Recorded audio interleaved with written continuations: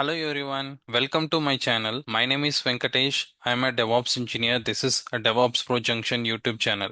In this video, we are going to see how to create your GKE cluster and to deploy sample application. So let's start the video. Before that, I am making videos on the DevOps related stuff. So I believe these videos are helpful. If you find these videos are helpful, give thumbs up, subscribe my channel and follow for the more videos. So I have created one repository for that.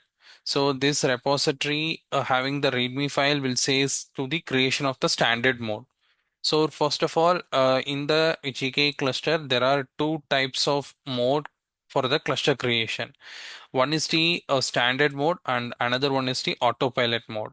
So standard mode is like you manually manage everything like a node pool, machine types and scalings and updates everything, and it having the more control. And when it comes to the autopilot mode, basically it is the fully managed cluster for your nodes, and basically it focusing on your developers developing the applications, and you don't have the much maintenance work. So it is less control but easier to use and maintain, and best for your who wants to learn the operational optionally, best for teams who want less operational overhead kind of things. For we have that, we have some prerequisite, we should have some Google Cloud project, so you can create it. And we have the G Cloud CLI installed and configured on your laptop, else we can use the Cloud Shell as well. And we should need some IAM roles as well. So here you can see we have the project number, and you can copy this project number, and before that you have to enable the API for the Kubernetes engine. So you can go to API, there is an option API and services, and here you can search into the library, go to library, and here you search Kubernetes Engine API, and if you click this option, you will see enable it. I already enabled it. So this is the example. You can see like this is not enabled yet. So you have to enable and wait for some time. It will be get enabled. If you want, you can also use this command to enable this on the Cloud Shell. So next we have to set up the IAM service account. So it is simply like a IAM account, IAM role you are going to create. So go to this page, and here you can see IAM, go to IAM. So here you have to click grant access, and you have to copy your project ID before that. So let's copy your project ID. So you have to copy this number and come here, add principals and give the project number. Then so I have given already. Then you have to give the role. You can copy this one, then give save.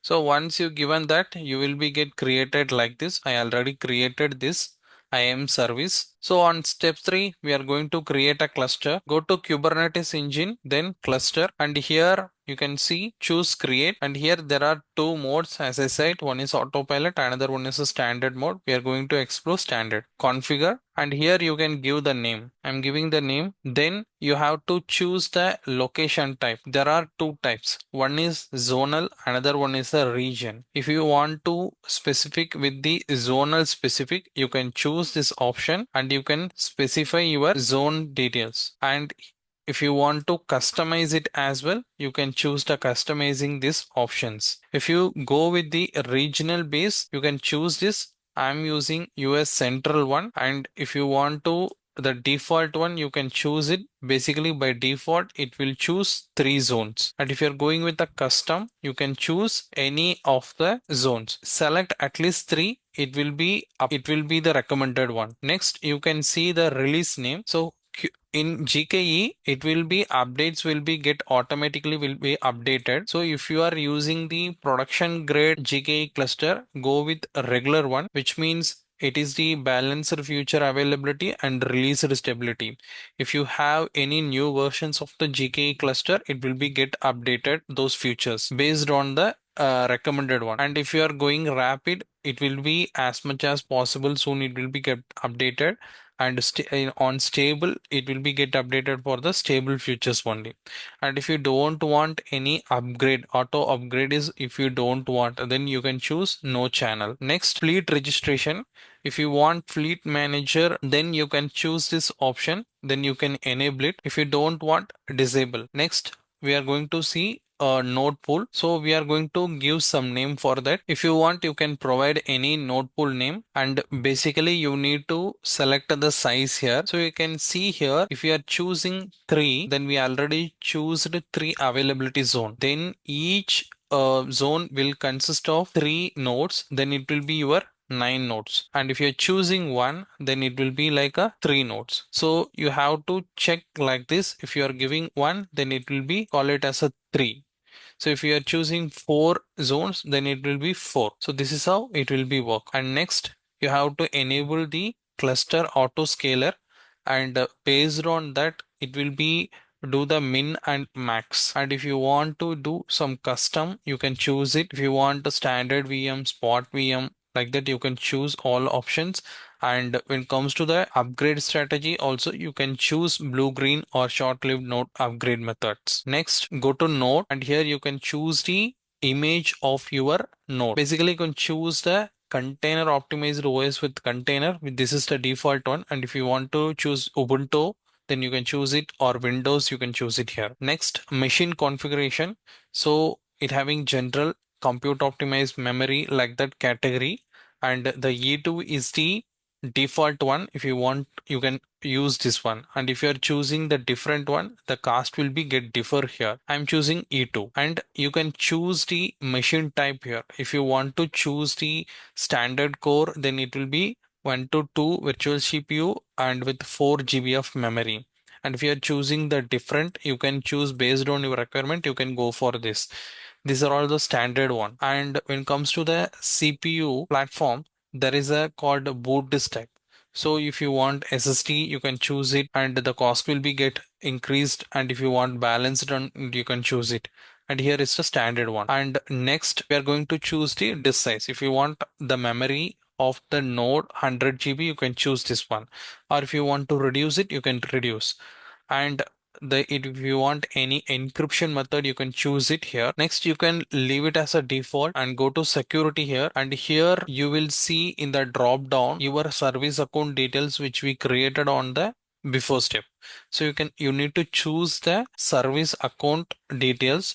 You can provide the least privileges, so it will be recommended one. And go to the cluster automation, and if you want to do anything, you can choose it, maintenance, auto scaling. And next, when it comes to the networking, if you want to enable the private network, you can do it here, and you can choose the VPC. And if you want choose the subnet, you can choose it here. And specifically, if you are going with something on the private node cluster group in the production grade, you can choose this private nodes. Next, security. So when it comes to security, if you are going with the private cluster, you can enable binary authorization, secret manager, then encrypt the secret application layer, then WIF, workload identity federation. These options you can choose it, and these are all required some prerequisite creation. For the demo purpose, I am not going to create anything. So next, we are going to just give the create. It will be get created. It will take 5 to 10 minutes or more than that. So once the cluster is getting created, I will show you. So now you can see that our cluster got created now. So you can see like in the tick mark. So now we are going to connect our cluster. For that, we are going to use the Cloud Shell. So to connect your cluster, use this command. You need to replace your cluster name here. And if region is different, you have to replace it. You can see here, currently we have total 2 nodes only we are getting running here. So next, we are going to deploy the Nginx application. So for that, you can use this command. You can see now our pod is running. We can see now still external IP is pending. It will take some time. We need to wait. So now we got the external IP. We can expose on the web page. HTTP, you have to wait for few seconds or few minutes. It will take time to load. So now you can see we got our website. We are getting this from our GKE cluster. So this is how you can create your cluster and deploy the simple application. And this cluster can be created with the private that will be like a production grade. So I hope this video is helpful. If you find this videos helpful, give thumbs up, subscribe my channel, and follow for the more videos. Thanks for watching.